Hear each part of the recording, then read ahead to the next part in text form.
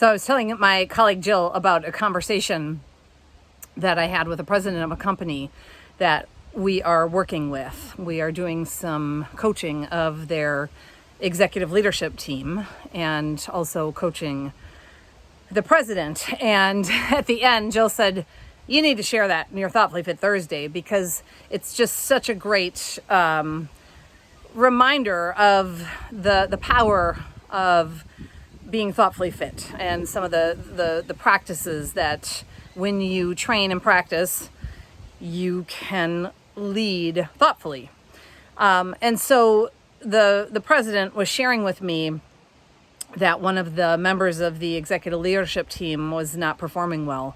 And so a couple of weeks ago, he had a tough conversation and basically said, you either need to step it up, or, you're a valued member of this team, but you're not performing at the level to be on the executive leadership team. This is a multi-million-dollar company. And so if you can't step it up, then let's find a different role for you.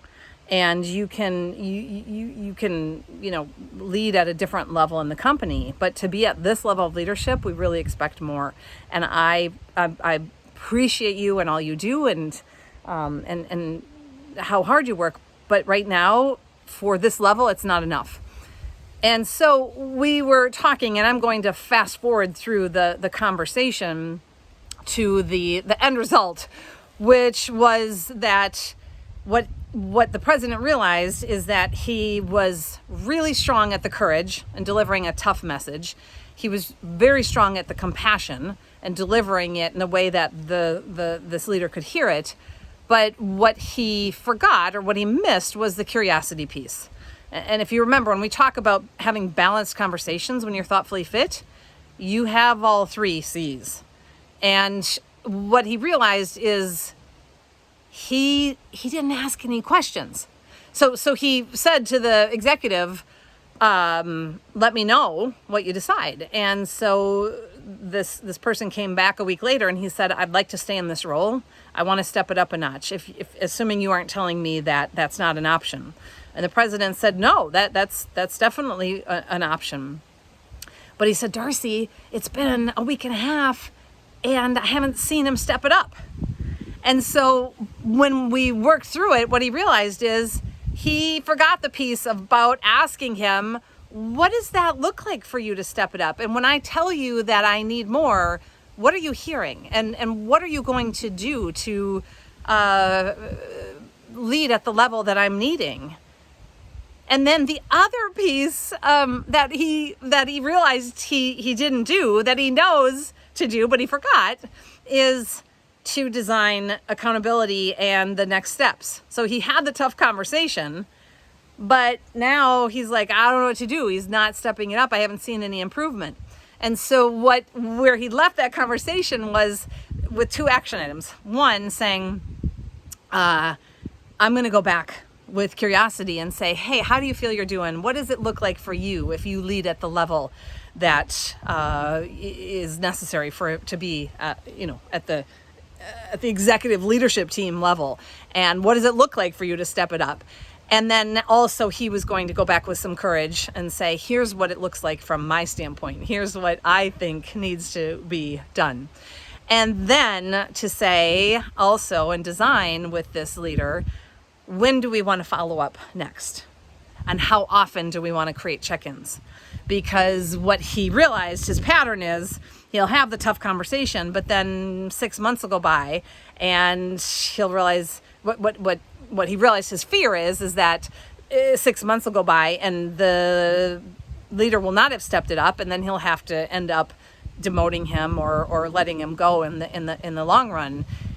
And it's not because this person doesn't want to do better. He realizes probably because he's overwhelmed. He's like a deer in the headlights. He doesn't have a lack of willingness and ability to do better. He just doesn't know where to start or how to do it. And so the president said that he's going to go back and design some accountability and say, okay, how about If we check in, tell me what you think, but I'm thinking if every Friday we have a 15-minute check-in. And how does that work for you? And that he's going to co-design it together, because the leader's overwhelmed. He might say, oh, can we do it every 2 weeks? So, when you're leading and you're using these skills and strategies, it's okay if you don't do it perfectly.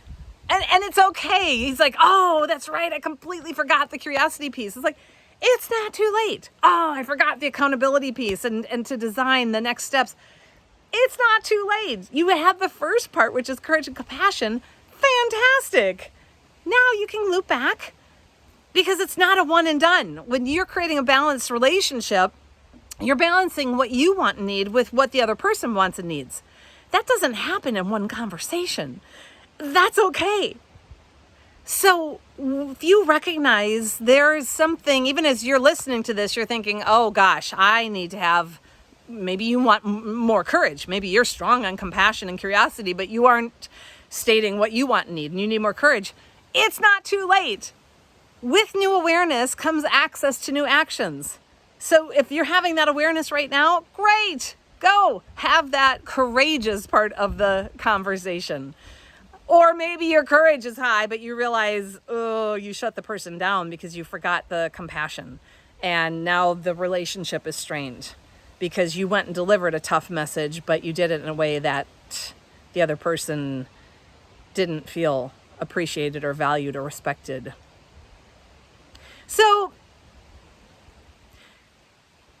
I want to let you know that this is a journey, and you keep training and you keep practicing. And you keep learning and growing, and you keep getting more thoughtfully fit. Just like you keep training and practicing to be physically fit. And with that, I'm off to go mountain biking. Thanks everybody for joining me. I'm Darcy Loma. I love being on this journey, trying to figure out these complex dynamics and relationships. Life's hard. Keep training for it. Thanks so much.